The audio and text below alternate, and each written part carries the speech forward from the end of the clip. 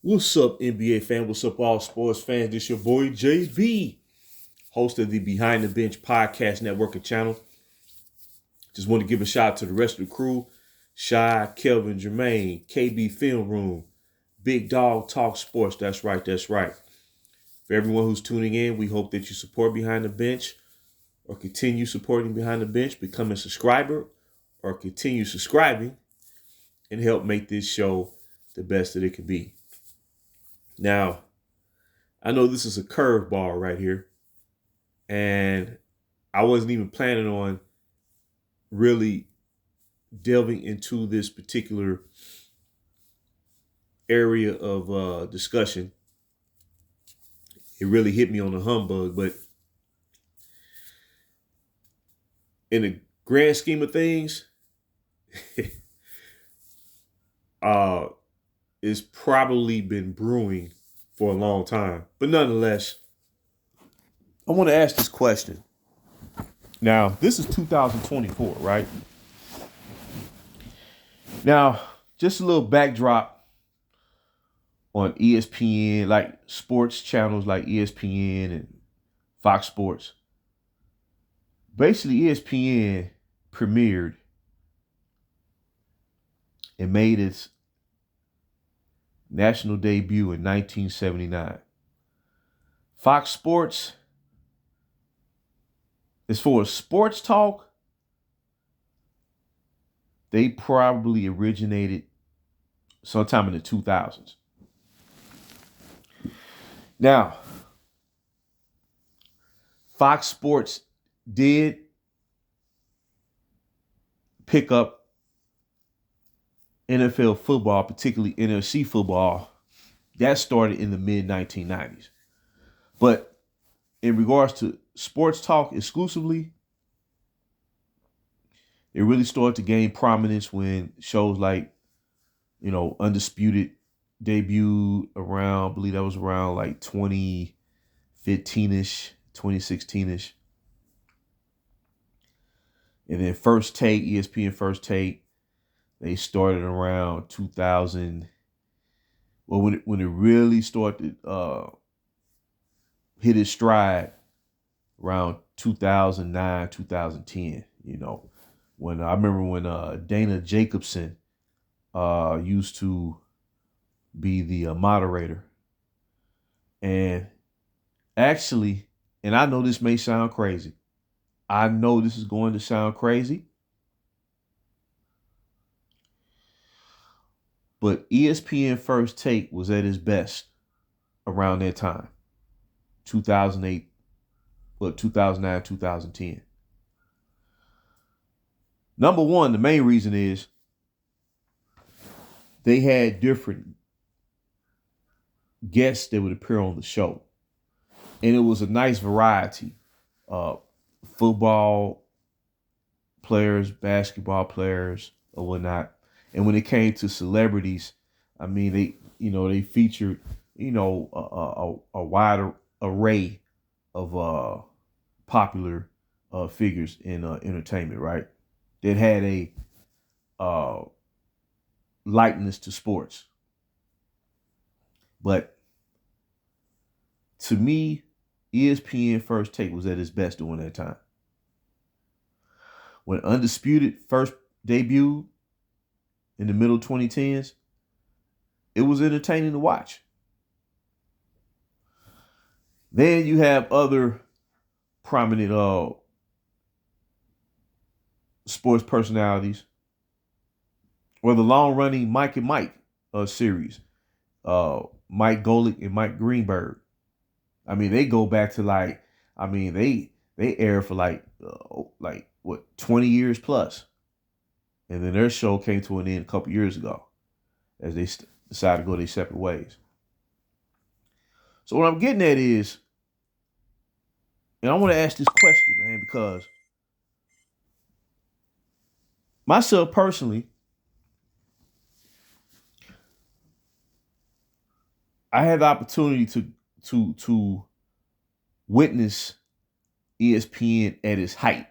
I'm talking about at its highest height, at its apex, when it was like the motto for ESPN was, "We are the leader in sports television." And when you tune in and watch ESPN, it wasn't just one show. It wasn't just one show. It wasn't just daytime. You had a great variety, of course. Sports Center and sports reporters used to air every Sunday. Oh man, you love sports reporters, man. Oh my God, man. You had some of the best sports writers in the business used to participate on that show. You know, William Roden, Mike Lupica, what's his name? Bob Ryan. You know, you can go on and on and on.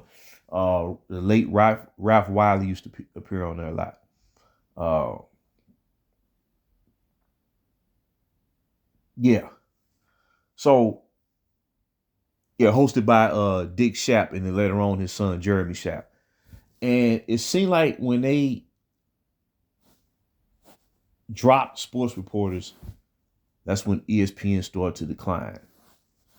And I'm asking myself this question, man, because like I said, when ESPN was at its apex, it was almost like turning in watching the news. Like the nightly news. That's how good it was, man. Because the beautiful thing about sports reporters was they covered social issues involving athletes. And it wasn't just professional athletes. It was collegiate athletes, prep athletes, or high school athletes, or whatnot. And it wasn't just male athletes, it was female athletes too. And even if you disagree with the position, you knew they was qualified to be present on their show. And their position on a particular issue, you could tell that it featured journalistic integrity. And you was inspired by it. And it didn't matter what color that person was, whether if that sports reporter was black or whether if that sports reporter was white. You knew you was getting the best sports critique possible at the highest level. It was professional. It wasn't contentious. It wasn't all this going back and forth, painting these narratives, kicking out these agendas, man. What I'm saying is it was invigorating. You absolutely enjoyed it. You set your clock to it. But somewhere along the line, sports talk lost its way. It lost its way. So I asked myself, will sports talk, when I mean sports talk, I'm not necessarily talking about social media, because I am thankful that YouTube is here, because there's so many great content providers, so many great YouTube channels with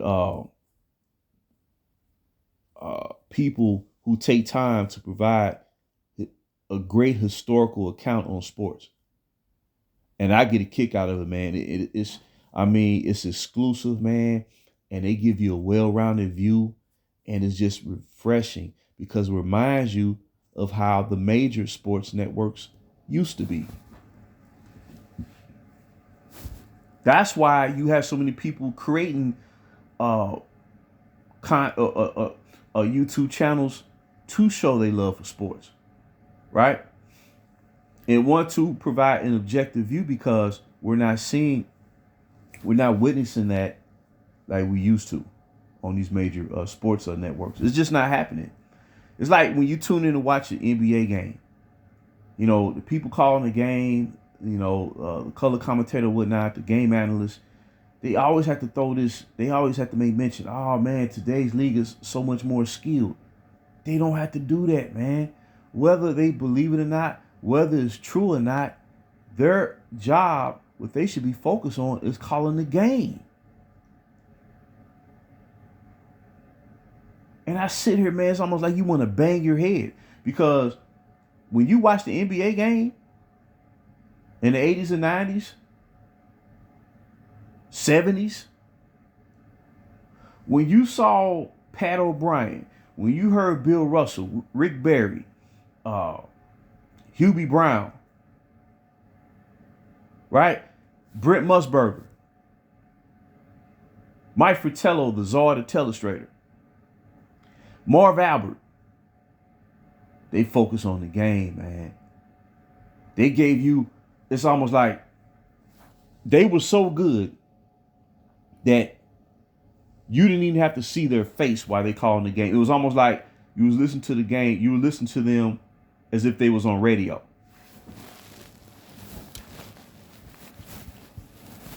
Oh man, it was awesome, man. It was dramatic. They knew how to set the stage. Meaning, when they set the stage, it wasn't about what they thought. It wasn't about who they believed was the best. They set the stage to prepare us to witness who was going to be better than who when it comes to individual play or when it comes to team play. So I asked myself, in particular, when it comes to the NBA, but sports as a whole, is sports talk not only losing its way, but has it reached a point of no return to where it eventually fade off? And I know this question's coming out of nowhere, and I realize that, man. But you know, when you tune on or when you watch a highlight or a clip of two guys, you know, who's supposed to be respected figures, you know, and they sitting there going back and forth, you know, attacking each other, trying to proclaim who's been a fan longer of a particular player than the next person. That's when you know, man, this thing's about to fall over the edge of the cliff. You know what I'm saying? If something ain't right, man. Something has, like, it's something not clicking. Something not clicking, man. And who's gonna pull back the reins? Who's gonna step in and say, it's time to clean this stuff up and get back to basics? See, the thing is, it can be done. It could be done. If it was known, like if it was made known,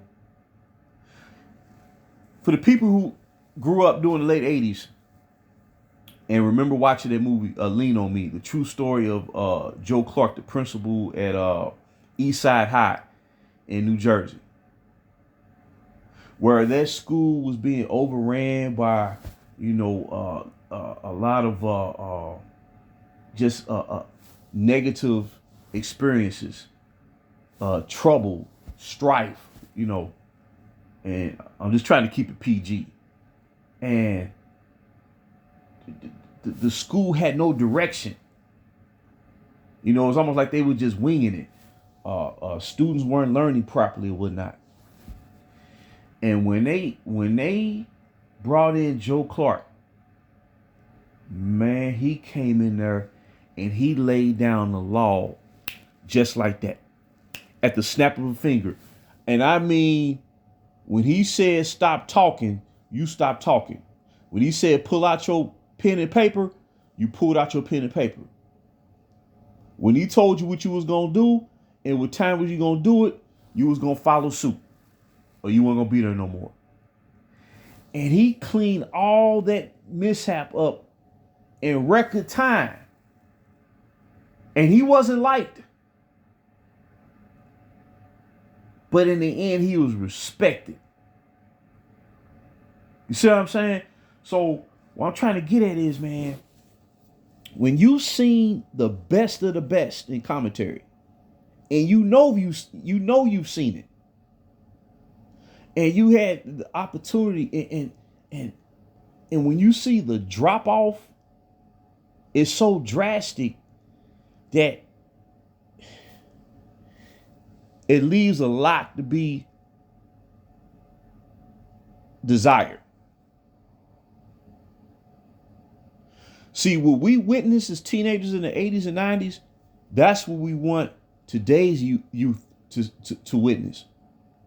So they'll understand that it's a total 180 and the bar's been raised so low that it's not even about sports talk no more. It's not even about that. It's not even about that. They don't, what I'm trying to say is, it used to be fun when you listen to Mike Fratello, who was an ex-NBA coach. He coached the Atlanta Hawks in the late 80s with Dominique Wilkins in his prime, and Doc Rivers and Kevin Willis and Antoine Carr, Spud Webb. And later on, he would coach the Cleveland Cavaliers in like the early to mid 90s. And they called him the Czar telestrator. And he would break down scheme, not just plays, but scheme.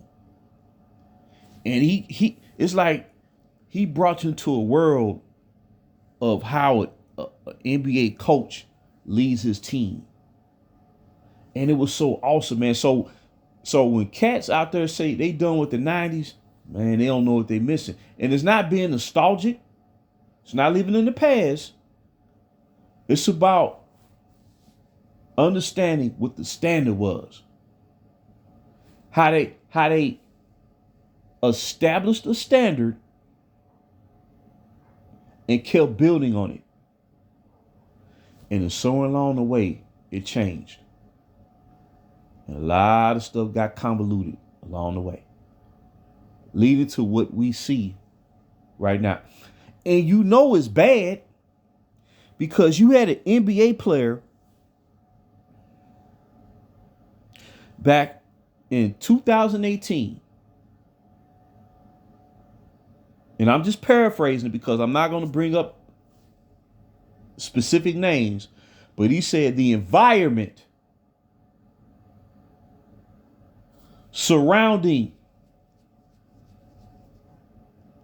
is toxic. We never heard a professional athlete say that. Primarily in regards to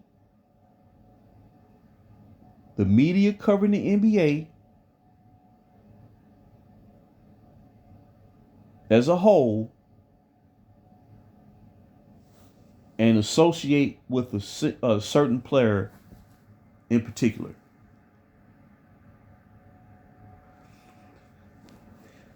That sent shockwaves throughout sports media. They didn't know what to do or how to respond. But when they responded, they should have responded in a way that would prove they was not toxic. But in all actuality, they upped the ante and proved his case that they was toxic. And that was probably the point of no return.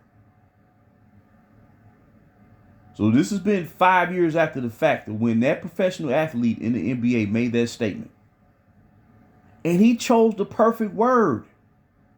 Because I couldn't really think of it, man. It's like, man, this stuff is getting so, like, watered down, man. It's just so, like, lackluster. But when he said toxic, man, that was the absolute perfect word, man. So I'm sitting here today and a thought hit my head. And it asked the question: has sports talk lost its way? Has it reached a point of no return? And will it eventually give way and fall off for good? And I know it sounds crazy that it would be beyond one's wildest imagination, considering how long sports talk has been in existence. What I mean by sports talk, I'm not talking about like when you watch a sporting event, a live sporting event where people call it a game. I'm talking about these sports shows. Because everything is becoming contentious to where the impression that I get is there's a lot of egos out there, and you have a lot of sports personalities who are carrying themselves and trying to give the impression that their identity in the sports world should be held in higher esteem than a professional athlete himself. And that's where you cross the line. They're trying to, a lot of prominent sports talk figures are trying to make themselves bigger than the athlete. And the athlete is the one out there performing, playing said professional sport at the highest level. Not saying that they're better people, but they're the ones who actually play in the sport. They're the reason why we tune in and watch sports. Ultimately, that's why sports talk shows exist. It's not the other way around. And it seemed to me a lot of athletes feel they have to cater to a lot of prominent sports talk figures. But in the process, the relationship is backwards. What I mean by that, I'm not saying that a professional athlete should not, how can I say this? Shouldn't come across as if they're greater than everyone else or who's more important than everyone else.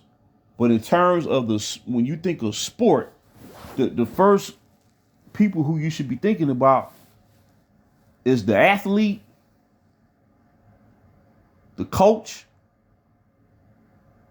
fans, and then the people who covering the sports leagues. That's really how it should. That's how it was during the apex. So what I'm trying to say is, man,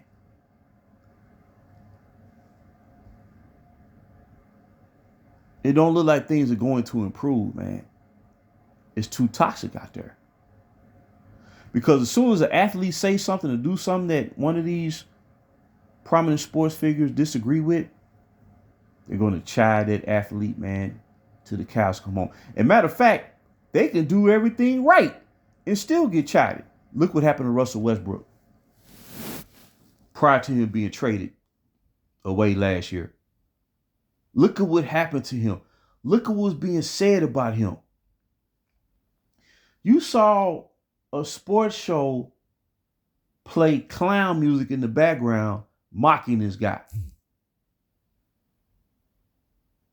It made very callous remarks about him in the process.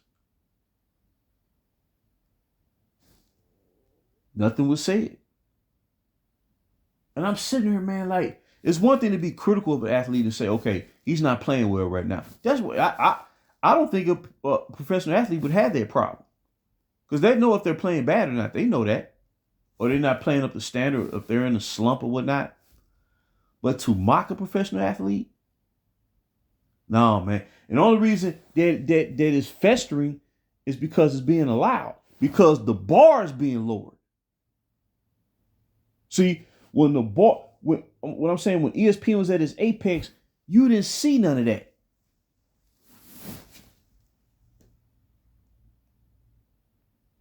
The only challenge was that people may have had a complaint about is they wanted to see people from all walks of life have an opportunity to showcase their talent in covering sports.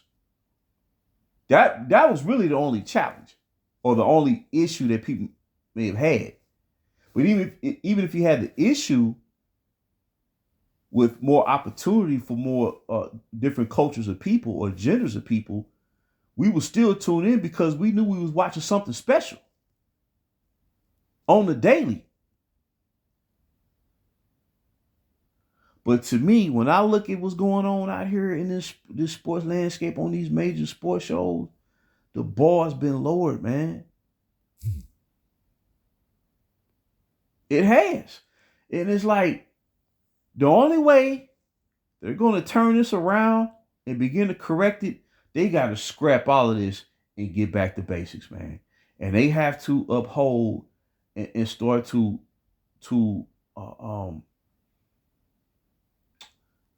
require a high level of journalistic integrity. Because really, if you don't have that, you don't have anything. So right now, it appears that they made a conscious decision to appeal to the lowest common denominator. What I mean by that is you're appealing to a youth generation and you're falsifying information about sports figures or uh, the outcomes of a particular sport, particular team that happened a generation or two generations before the youth generation, the youth culture today existed. See, we didn't have that problem coming up, man. They weren't trying to, pull a fast one on us, man.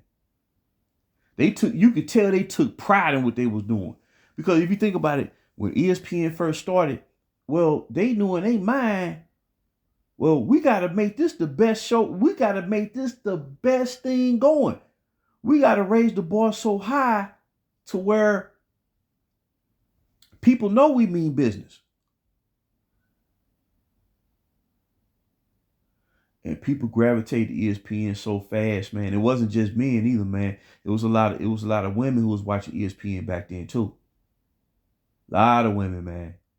And this is before they start featuring or hiring women sports commentators or whatnot. But to me, it seems like by choice, because of choice, to take this in a very unforeseen and sunken place, that major sports talk may become a thing of the past. That's right. See, and everybody else follows suit. If you see the primary source of information lowering the bar, well, those who watch and tune in are going to follow suit and they're going to lower the bar.